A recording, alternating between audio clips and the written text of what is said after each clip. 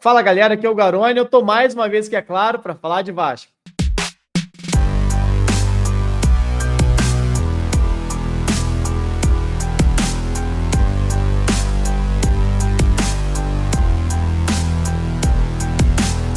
Ó, essa escala 7x0 com horário dobrado não tá funcionando legal não, hein? Segundo vídeo que eu gravo nesse sábado, aliás, terceiro vídeo que eu subo no canal nesse sábado, o segundo analisando os jogadores. Isso porque mais cedo eu fiz uma análise aqui do Guilherme, atacante especulado no Vasco, jogador que vem atuando pelo Santos, ex-Fortaleza, Grêmio, Botafogo. E no momento que eu subi o vídeo analisando o Guilherme, surgiu a notícia também do meu amigo Lucas Pedrosa, jornalista da SBT, do canal do Pedrosa aqui no YouTube, informando o interesse do Vasco nas contratações do volante Zanocelo e do Matheus Pereira. Matheus Pereira, ex-ponta. Dá para jogar de ponta ainda? Enfim.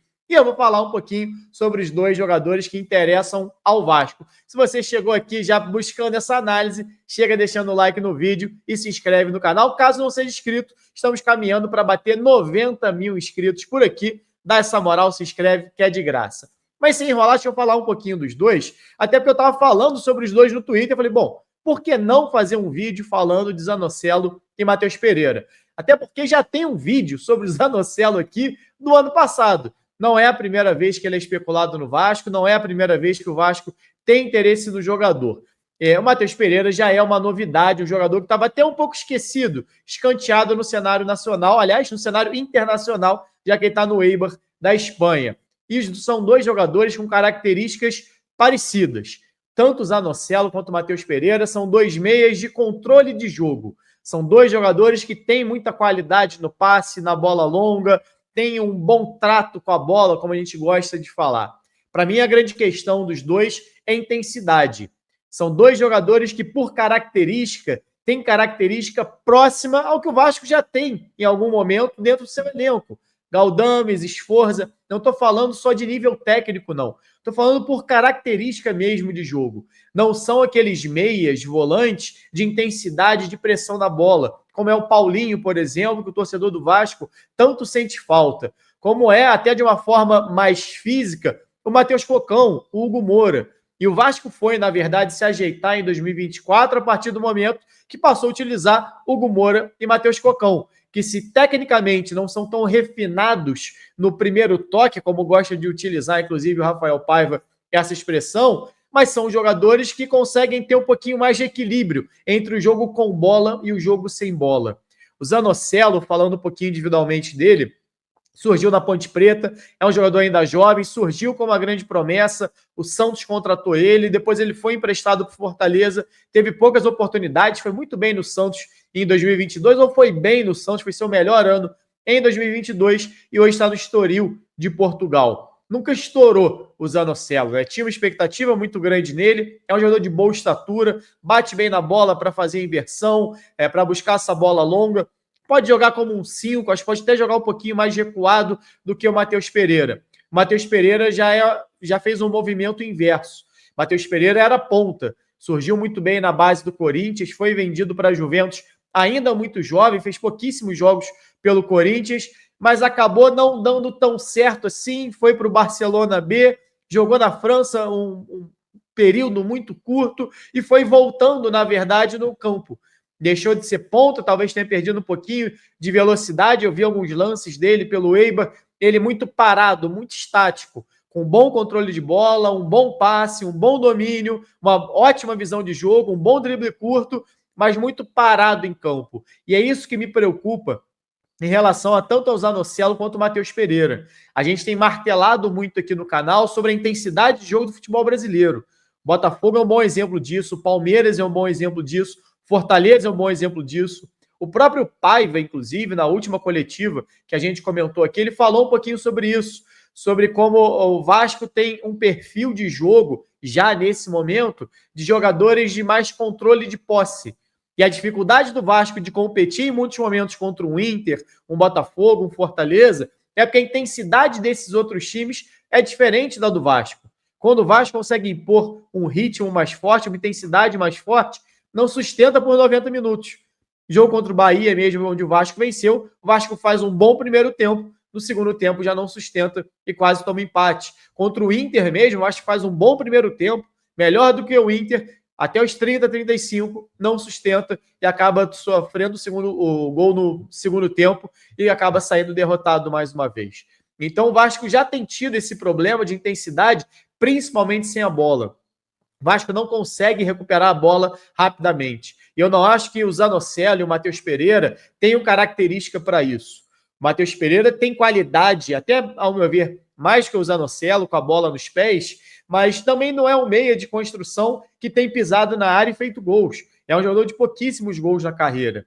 Temporada passada pelo Eibar, e vai lembrar que o Eibar disputa a segunda divisão espanhola, não a primeira. Algumas pessoas até estavam no Twitter falando, não, que ele está jogando La Liga. Não está jogando a segunda divisão e sempre jogou. Estava no Barcelona B, que disputa divisões ainda inferiores. No Eibar, são 3 anos de segunda divisão atuando por lá. Ano passado conseguiu dar 7 assistências, é característica dele, ele é mais vertical do que o Zanocelo, tem mais capacidade ofensiva, até pela origem dele como um meio ofensivo, como um ponta, mas talvez não tenha mais a velocidade para a ponta e talvez até possa funcionar como um 10. Aí depende muito como ele vai chegar, como é que vai ser o estilo de jogo do Vasco para 2025, com quem ele vai competir, se vai manter Payet, se vai manter Coutinho, aí é um papo para o ano que vem.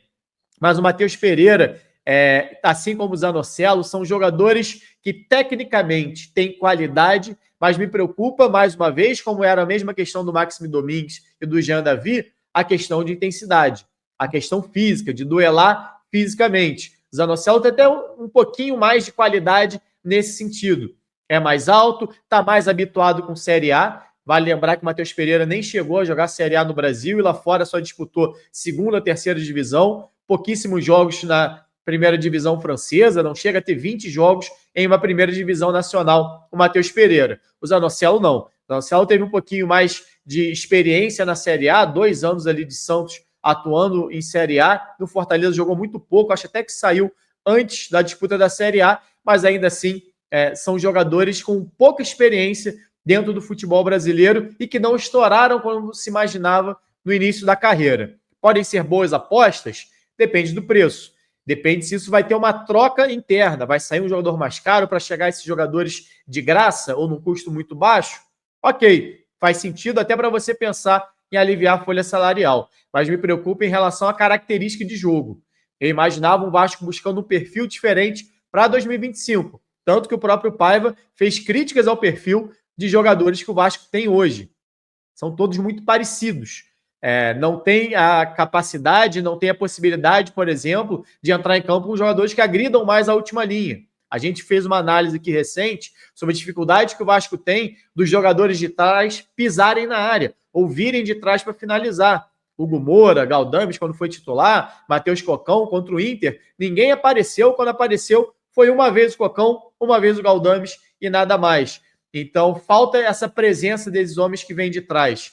Não acho que o Zanocelo e o Matheus Pereira, não que não tenham capacidade técnica para isso, até tem, mas falta capacidade física para fazer esse vai e vem. Não são jogadores de motorzinho de meio de campo, como é o Paulinho, por exemplo. Então, baixa intensidade. E aí a gente já viu o Vasco, nesses momentos, ficar exposto exatamente nessa tentativa de subir os homens de meio, perde a bola, toma contra-ataque e acaba depois sofrendo, tendo que correr atrás e não conseguindo reverter o placar. Então, acho que são jogadores que, dependendo do custo, ok, para você aliviar a folha salarial, dependendo das saídas que podem vir a ter. Mas eu acho que ainda não é dentro do perfil que eu, particularmente, imaginava. É claro que não sou eu que vou definir o perfil de contratação do Vasco, mas a análise passa muito pelo que deu certo e o que não deu nesse ano. Em 2024, como já não aconteceu em outros anos, ou aconteceu em outros anos, o que não deu certo foi exatamente essa tentativa de um time mais técnico, só que sem a bola, um time frágil.